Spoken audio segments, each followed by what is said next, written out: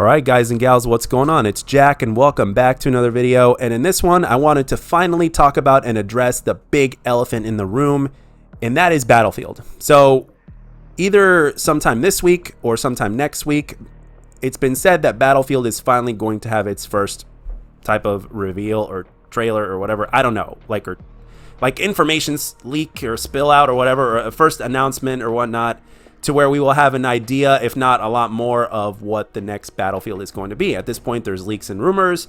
It's said that the game's not even going to be called Battlefield 6, just going to be called Battlefield or whatnot.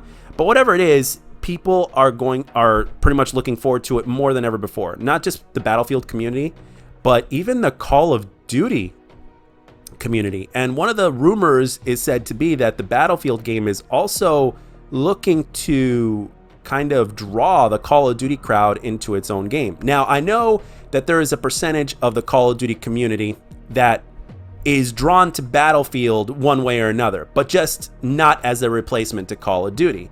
And for some other people, it's kind of the other way around, to where Call of Duty draws them in, but not permanently. Their main game is Battlefield. And then, of course, there's the in-betweeners that divide their time between the games however they feel like playing. Absolutely nothing wrong with that. As a matter of fact, I think it's one of the healthiest ways to game, to where you don't just limit yourself to one game, whether you're a content creator or not. I'm just talking about gaming in general. Forget content creation. Content creation aside, in terms of gaming, play whatever the hell you want to play it, when you want to play it. That is the healthiest and best way to game. It's all about fun, and everything else is just secondary. But a lot of Call of Duty players, including myself, are actually looking forward to seeing to what the game has to offer. Now, we know through rumors and leaks or whatnot that the game is supposedly going to have more destruction than ever before, up to 128 plus people on the map. It's going to be next gen only and PC or whatnot. I mean, I don't know if that's confirmed or not. I don't know if there's going to be cross-platform play with current gen consoles or whatnot, or should I say last gen consoles at this point.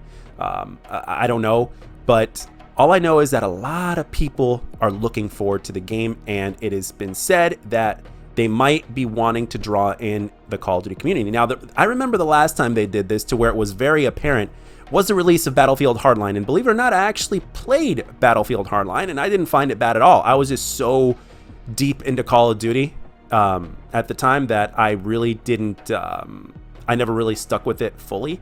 But right now, because of my transition into mouse and keyboard and on PC, and I'm going to be getting my rig in August, I am really looking forward to the overall experience, not just from a PC standpoint and enjoying all the bells and whistles and the premium gaming experience that PC has to offer, but also what Battlefield itself has to offer. Because let's face it, I'm a first-person shooter junkie. Now, by looking at my recent gameplays, there's no way in hell you can tell this, because again, it's been in terms of the kind of gameplays I've been posting, there's been a lot of gameplays to where I don't perform really well, or I don't get the W, or at times where it's like a mixed bag.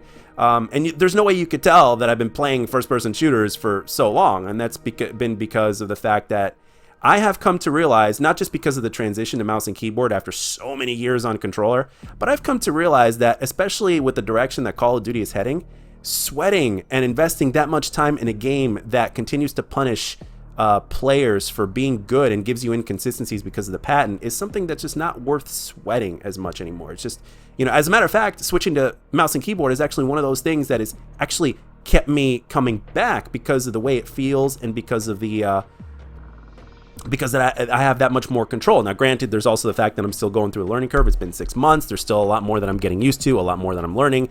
But this also translates into gaming as well. I am being more open-minded about games, particularly first-person shooters, than I have been in years, because I am not just thinking about Call of Duty anymore. I had my time when I did that. I've posted the Beast gameplay in, gameplay out. It's been everything, but the thing is, the one thing that I've come to realize, and that I knew, but that I'm actually putting my money where my mouth is, so to speak, is the fact that gaming itself is something to be enjoyed no matter what type of game you feel like playing, and never to limit yourself to one type of game, one type of genre, and to always keep an open mind. Why do you think the name is Jack of All Trades? The reason why I call my channel the Jack of All Trades is because it's actually a martial arts mentality. It's a martial arts thing. You're always a white belt at something.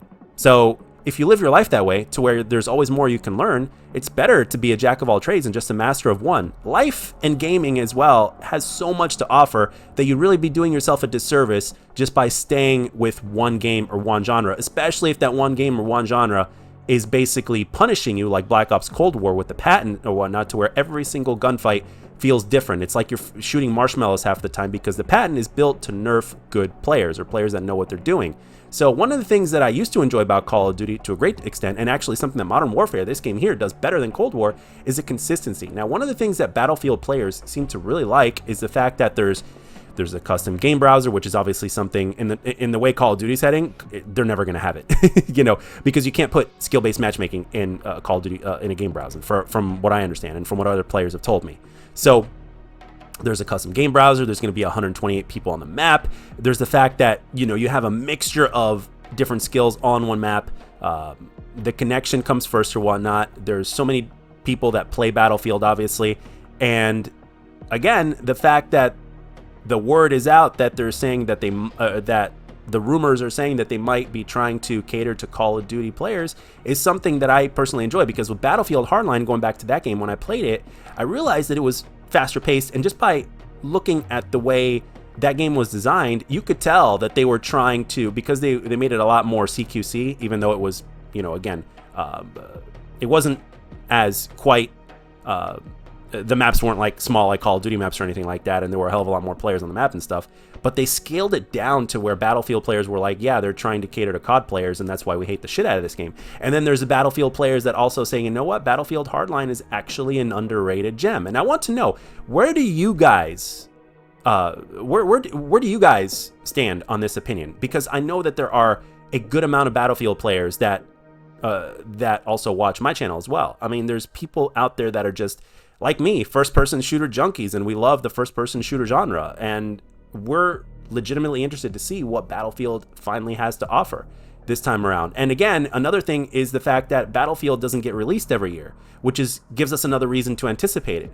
If Call of Duty all of a sudden, if Activision were to stop what they're doing now, which we all know that they won't, and we all know why, but if all of a sudden they announce that there wouldn't be a Call of Duty coming out for, like, let's say 3 years, at this point we'd be happy if we just skipped 1 year, but let's just say there's not going to be another Call of Duty released for 3 years, the Call of Duty community would be actually pretty hyped about this, because that would signal change, and it would also signal the fact that the next Call of Duty that would be released would be a complete game. It would be optimized, it would be tested properly, it wouldn't be rushed, and it would be a very smooth running game on release. And of course, the fact that we wouldn't be getting a Call of Duty for like 3 years straight, or you know, it is something that we as a Call of Duty community are not used to.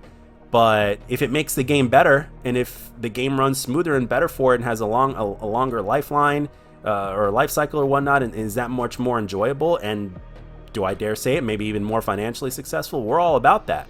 You know, so we want a good COD game, and right now, because of the way the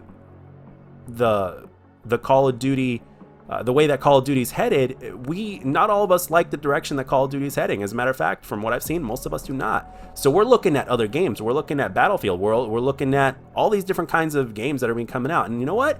I'm going to say that that's actually a good thing, because it's something that we should have done a long time ago. Maybe we Call of Duty fans, although we love Call of Duty and Call of Duty, we know why we play Call of Duty. Everybody has similar and yet different reasons as to why they play and why they only play Call of Duty or whatnot. Some of us are like that. But the thing is, it's much healthier to venture out, because you never know when you're going to find that next game that you absolutely love and feel passionate about. You know, but before we fell in love with Call of Duty, there was probably another game or something like that. So I, for one, am excited to see what the game is going to offer in terms of what Battlefield has in stake for us. And if they do have some sort of mode or modes that are a little bit more close quarter combat, to where it's just going to be catered towards people that like more of a close quarters engagement, pretty much, which basically translates to Call of Duty players.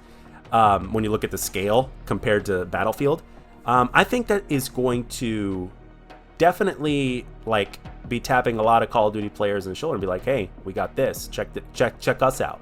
And at this point, a lot of people are waiting and anticipating for it, and I'm right there with you guys, and I, for one, am excited.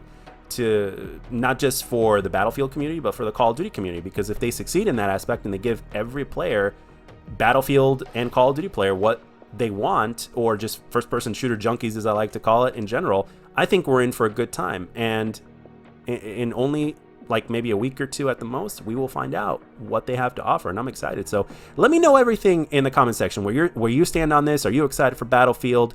Is there anything specific that you're excited that's been leaked that you can't wait to see? Let me know. Hope you enjoyed this video, guys. I'll catch you guys on the next one.